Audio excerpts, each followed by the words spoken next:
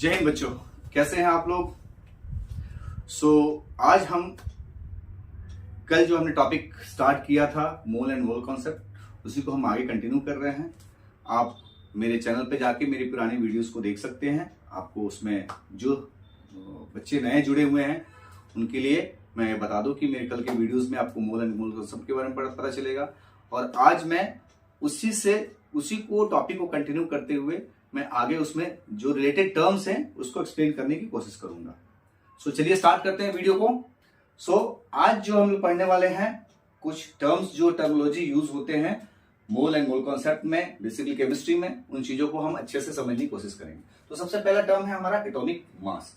Atomic mass, atomic mass का मतलब होता है एटॉमिक मास, एटम का मास, मतलब mass of one atom. Atomic mass मतलब एटम का मास, और एटम कितने एटम का मास? एक एटम का mass. So mass of one atom is called atomic mass. ठीक है, और इसकी वैल्यू कितनी होती है? आपको कल जैसे मैंने बताया था कि किसी भी एटम का मास क्या होता है, उसके जो उसमें प्रोटॉन्स और न्यूट्रॉन्स होते हैं उनके नंबर्स को अगर हम उसके मास से मल्टीप्लाई करें तो हमें एटम का मास पता चलता है। तो बेसिकली हाइड्रोजन जिसमें एक इलेक्ट्रॉन, एक प्रोटॉन और न्यूट्रॉन्स नहीं होते हैं, तो मैंने क्या किया, एक proton into mass of proton को मल्टीप्लाई करने के बाद जो वैल्यू आई मैंने उसको बताया कि वो एक एटॉमिक मास ऑफ हाइड्रोजन है। उसके बाद चाहते थे कुछ ऐसे एलिमेंट्स होते हैं जो कंपाउंड फॉर्म में रहते हैं। कुछ ऐसे एलिमेंट जैसे ऑक्सीजन अकेले O1 नहीं रहता है, ये हमेशा O2 में रहता है। तो हम बेसिकली उसको कंपाउंड्स के स्मॉलेस्ट पार्ट्स को मॉलिक्यूल बोलते हैं। मॉलिक्यूल्स के मास को मॉलिक्यूलर मास बोलते हैं, मतलब mass of one molecules. Molecular mass of molecules कितने? Mass of one molecules. Atomic mass of one atom, molecular mass of one molecule. One molecule का सेम वैसे ही आपको जितने प्रोटॉन्स हैं, जितने न्यूट्रॉन्स हैं, उसको ऐड कर देना है और आपके प्रोटॉन या न्यूट्रॉन के मास से मल्टीप्लाई कर देना है, तो आपको वो वैल्यू आ जाएगी। तो जितने भी एटॉमिक मास या मोलिकुलर मास हैं वो बहुत छोटे होते हैं। आपको देख रहे हैं वैल्यू की मल्टीप्लाई हो रहा है 10⁻⁻24 ग्राम से मल्टीप्लाई है, तो कितने छोटे होते होंगे वैल्यू। तो बेसिकली ये वैल्यू इतने छोटे होते हैं तो हम इसको ग्राम में रिप्रेजेंट कर नहीं सकते हैं, इसलिए इसको हमने एक छोटा सा यूनिट दे दिया, एटॉमिक मास यूनिट, जो मैं आगे आपको एक्सप्लेन करूंगा कि बेसिकली AMU कैसे ये वैल्यू आई है, इस वैल्यू को बेसिकली कैसे नंबर आया है, इस चीज को मैं बाद में समझाऊंगा आपको वीडियो के लास्ट में। वीडियो में बने रहिए। नेक्स्ट है आपको थर्ड जो हमारा डेफिनेशन है basically molar mass. Molar mass का मतलब मोल का मास कल मैंने जैसे आपको बताया था अपनी वीडियोस में कि मोल्स का मतलब क्या होता है। मोल्स कुछ नहीं, एक पोटली का नाम है। उस पोटली में बेसिकली नंबर ऑफ जो एटम्स, मॉलिक्यूल्स और पार्टिकल्स उनकी संख्या कितनी है? 6.022 × 10⁻23। और ये क्या है? अवोगाद्रो नंबर है। अवोगाद्रो नंबर ये इसलिए ये नंबर लिया गया कि जब हम इस नंबर को, जो ये अवोगाद्रो नंबर्स है, उसको अगर हम प्रोटॉन के मास से मल्टीप्लाई करेंगे तो जनरली वैल्यू कितनी आ जाती है? 1 आ जाती है। तो हमारी कैलकुलेशन में इजी होता है, इसके लिए हमने बेसिकली अवोगाद्रो नंबर को इस रेंज में लिया है। और मोलर मास का मतलब हुआ मास of one mole. Mass of one mole का मतलब हुआ मास ऑफ 6.022 × 10⁻23 एटम्स, मॉलिक्यूल्स और पार्टिकल का मास। तो एटॉमिक मास क्या हो गया? मास ऑफ वन एटम। मॉलिक्यूलर मास क्या हो गया? मास ऑफ वन मॉलिक्यूल। और मोलर मास क्या हो गया? मास of one mole. One mole मतलब इतने एटम्स, मॉलिक्यूल्स या पार्टिकल्स। अब मोलर मास, सिंस की एटम्स भी होते हैं, मॉलिक्यूल्स भी होते हैं, उसी के तौर पे ये इसका नाम भी पड़ गया। जैसे एटम्स है, अगर एटम्स का मोलर मास लिखाना है तो लिखेंगे ग्राम एटॉमिक मास। अगर मॉलिक्यूल्स का लेना है, मोलर मास लिखना है, तो ग्राम मॉलिक्यूलर मास कहेंगे। ठीक है। एटम का मतलब ग्राम मॉलिक्यूलर मास को रिप्रेजेंट करते हैं GAM से शॉर्ट फॉर्म है, और ग्राम मॉलिक्यूलर मास को GMM, gram molecular mass, gram atomic mass. ठीक है। अब हम आपको ये बताने की कोशिश करेंगे कि AMU बेसिकली क्या हुआ, थोड़ी सी स्टोरी आपको समझाने की कोशिश करेंगे। सबसे पहले जब किसी भी चीज से आज हम मार्केट में जाते हैं तो हम किसी भी चीज को बोलते हैं कि हमें ½ kg चाहिए या 1 kg चाहिए। तो क्या होता है, जो दुकानदार होता है वो एक तराजू लेता है, तराजू पे एक साइड में वेट रखता है ½ kg का, और इधर जो भी वेजिटेबल्स या ग्रोसरी हम लेते हैं उसको लेता है। ठीक है। तो हमको एक रेफरेंस मिलता है, हमारे पास एक रेफरेंस वेट है, जिसके बेसिस पे हम बताते हैं कि हाँ मुझे 1 kg लेना है, तो 1 kg इसके इक्वल बराबर करेगा अगर वो वेट मशीन पे बराबर करेगा तो वैल्यू मतलब बराबर आएगी। वैसे ही जब एटम्स एंड मॉलिक्यूल्स खोज हुई तो कोई भी एटम्स एंड मॉलिक्यूल को उसके मास को रिप्रेजेंट करने के लिए कि कितना मास है किसी चीज से, जैसे रेफरेंस कितना है, किसी एक रेफरेंस लेना पड़ेगा जिसके कंपेयर में बता सकूं कि ये किससे कितना भारी है या कितना हल्का है।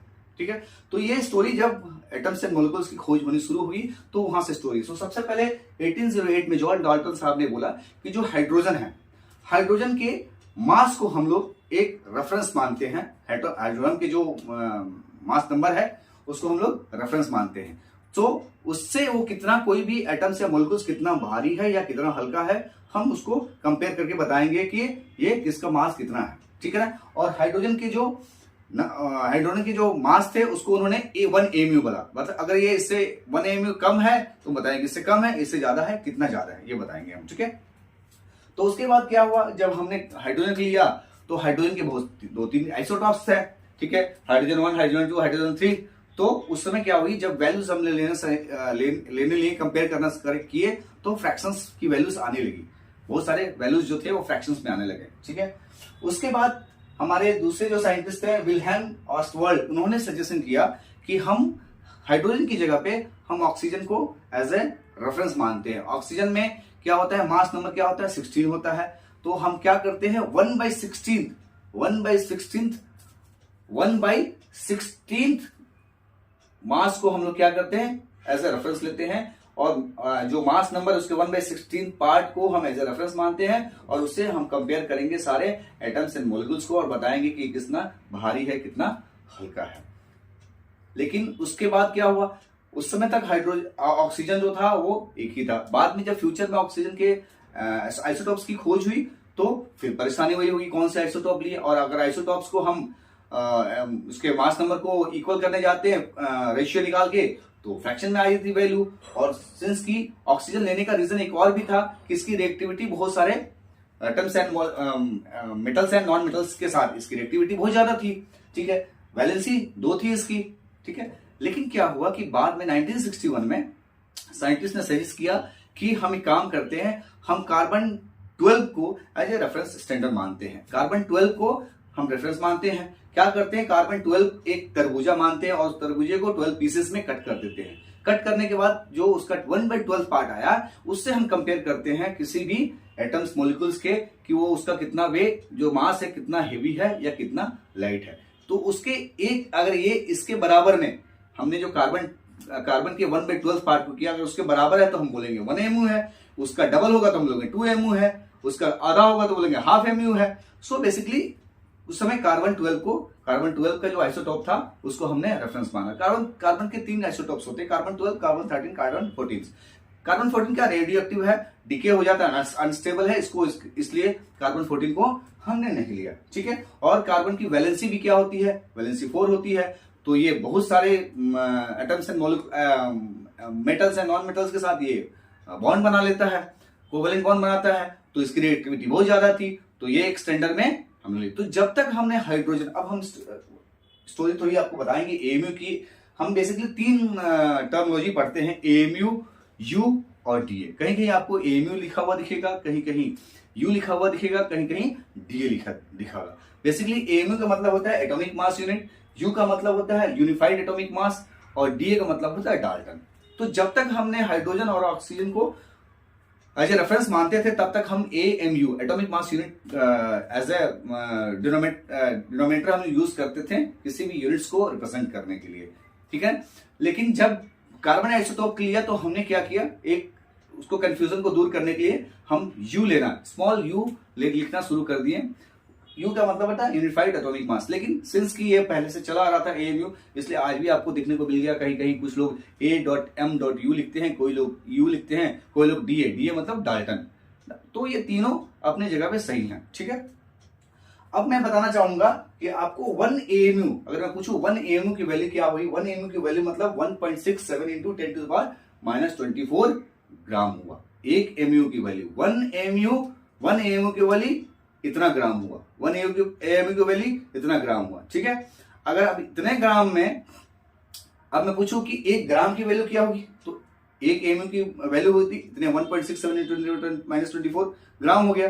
अब मैं पूछूं 1 ग्राम की वैल्यू कितनी है, तो तो 1 ग्राम की मतलब 6.022 इंटू 10⁻23 एएमयू के बराबर। मतलब 1 ग्राम में इतना एएमयू, 1 ग्राम इतना एएमयू, मतलब 1 ग्राम इंटू इसका क्या होगा 6.022 इंटू 10⁻23 एएमयू, और एएमयू की वैल्यू कितनी है 1.67 इंटू 10⁻24 ग्राम। सो अगर 1 ग्राम मुझे निकालना है तो 6.022 इंटू 10⁻23 इंटू 1.67 इंटू 10⁻24 ग्राम। हमको पता है, कल आपको बताया था कि अवोगाद्रो नंबर हमने ऐसा क्यों लिया। हमने अवोगाद्रो नंबर इसलिए ऐसा लिया कि जब हम ये प्रोटॉन का मास हमारा फिक्स होता है और प्रोटॉन के मास से जब अवोगाद्रो नंबर को मल्टीप्लाई करते हैं तो हमारी वैल्यू कितनी आती है 1 आ जाती है। ठीक है, तो उस 1 को बेसिकली 1 करने का रीजन ही था अवोगाद्रो नंबर को यूज करना, और उसी को हम लोग बेसिकली ये नंबर से जब हम मल्टीप्लाई करते हैं प्रोटॉन के मास को तो क्या हो जाता है हमारा वैल्यू 1 आ जाती है। तो 1 AMU equal to 1.67 into 10⁻24 gram और 1 gram equal to 6.022 into 10⁻23 AMU. और 1 एएमयू क्या होगा, 1 एएमयू क्या हो गया, ये तो वैल्यू ग्राम में आ गई। 1 एएमयू का बेसिकली कितना मास हुआ 1/12 ऑफ C12 एटम का जो वेट होगा उसको हमें रेफरेंस मानते हैं। ठीक है, तो होप सो कि आपको बहुत सारी चीजें, बहुत सारे कॉन्सेप्ट क्लियर हुए होंगे। ठीक है, और बहुत सारे टर्म्स के बारे में आपको जानकारी मिली होगी। आज हमने atomic mass, molar mass, molecular mass, gram atomic mass, gram molecular mass पढ़ा, फिर हमने एएमयू के बारे में देखा, फिर हमने यू के बारे में देखा, फिर हमने क्यों हाइड्रोजन पे गए, हम सबसे पहले रेफरेंस लिया, फिर ऑक्सीजन पे लिए, फिर कार्बन पे हम कैसे आए, फिर कैसे एएमयू से यू हम चेंज हुए। तो ये सारी चीजें आपके रेफरेंस के लिए मैंने बताई। उम्मीद है कि ये आपको वीडियो अच्छा लगेगा और आपके बहुत सारे कॉन्सेप्ट्स को क्लियर करने में सहायता मिलेगी। आपको अगर ये वीडियो अच्छा लगा तो मेरे चैनल को सब्सक्राइब कीजिए, मुझे सपोर्ट कीजिए, मैं आपके लिए ऐसे वीडियो बनाता रहूं और आपके ज्ञान को बढ़ाता रहूं और आपके डाउट्स को क्लियर करता रहूं। थैंक यू, धन्यवाद।